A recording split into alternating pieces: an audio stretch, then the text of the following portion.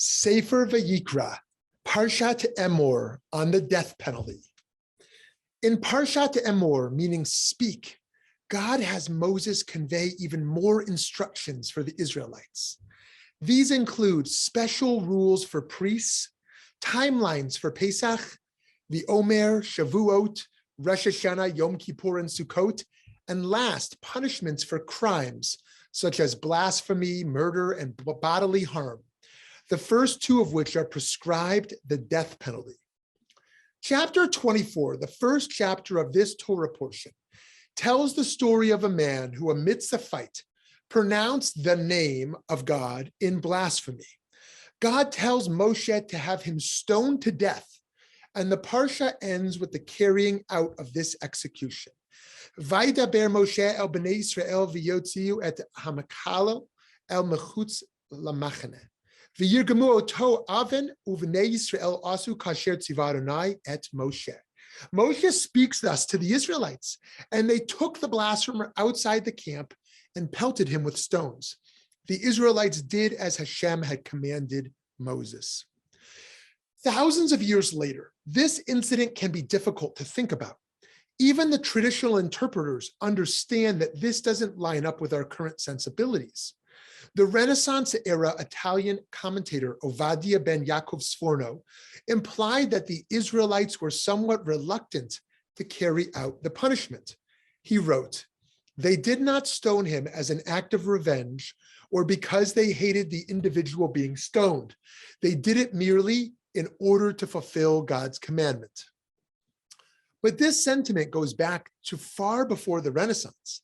The Mishnah in Tractate Makot recounts a discussion among first-century rabbis. It says, "A Sanhedrin that executes a transgressor once in 7 years is characterized as a destructive tribunal or a bloodthirsty court." Rav Elazar ben Azariah says, this categorization applies to a Sanhedrin that executes a transgressor once in 70 years. Rabbi Tarfon and Rabbi Akiva say, if we had been members of the Sanhedrin, we would have conducted trials in a manner whereby no person would have been executed. This is not because the rabbis wish to overturn the laws of the Torah, but because other Torah values must be held in tension with the prescription of the death penalty, which was intended in part to also preserve life. Moses Maimonides, in his Sefer HaMitzvot, instruct us to avoid potentially executing an innocent person, even when their guilt is almost certain. He directs our attention to the commandment in Exodus chapter 23. Keep far from a false charge. Do not bring death on those who are innocent and in the right, for I will not acquit the wrongdoer. It makes sense why, in very limited cases in the Torah, the death penalty would be prescribed. The presence of God was clear to all. God's self, was the one to tell Moshe that the death penalty was needed for this specific person. And the norms God was giving needed to be reinforced to have the power to last in perpetuity. Yet already by the time of the early rabbis, they knew that we could not sustain absolute justice as in the days of Moses. So the rabbis established an extraordinarily high standard of evidence, making it virtually impossible for the human court to ever execute someone.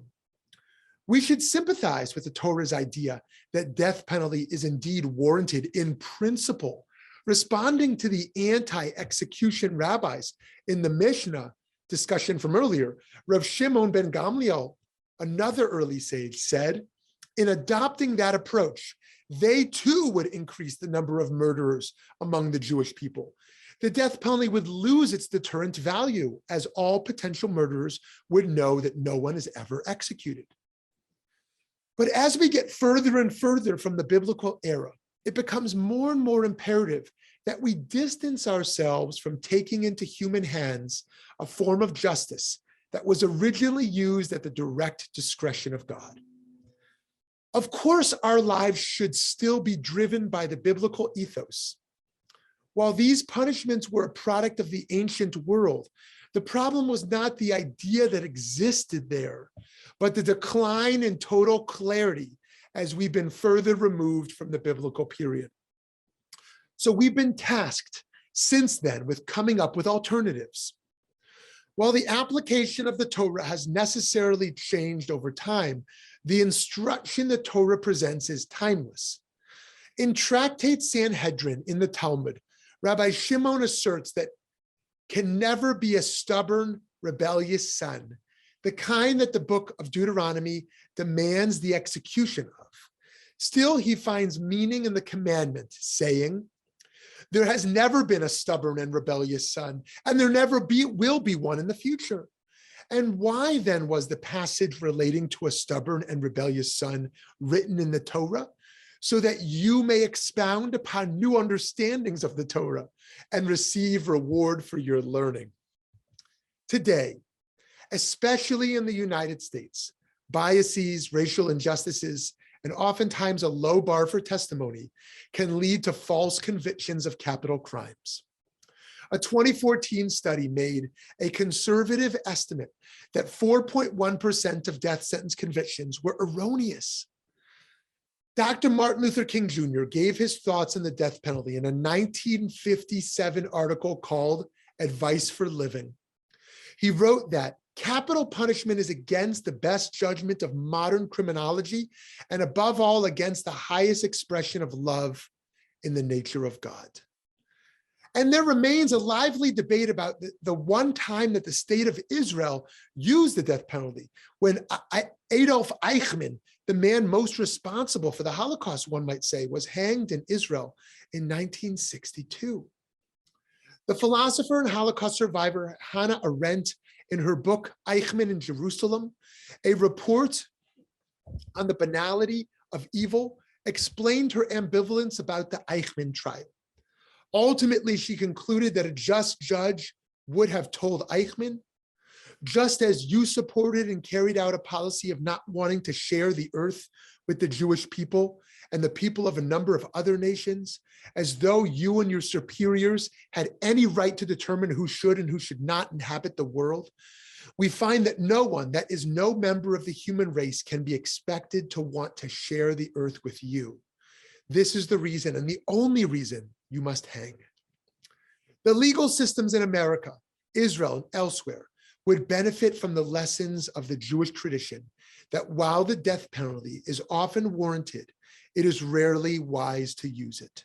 This week, near and far, we hear calls for the death penalty. We see executions about to occur.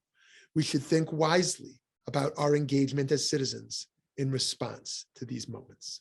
Shabbat Shalom.